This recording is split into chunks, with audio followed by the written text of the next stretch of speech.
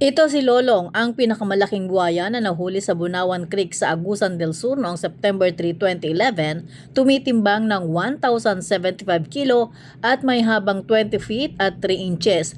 Naging sentro ito ng ecotourism sa bayan ng Bunawan at inilagay ito sa isang park na dinayo ng mga lokal at mga turista.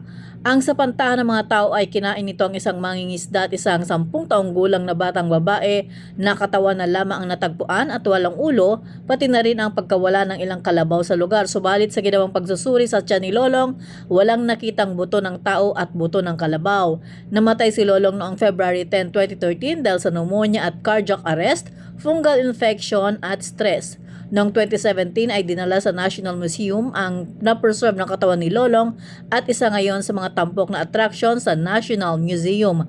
Marami ang dumarayo ngayon sa lugar at talagang gusto nilang makitang curious kung ano ba talaga ang itsura ng isang totoong buhaya.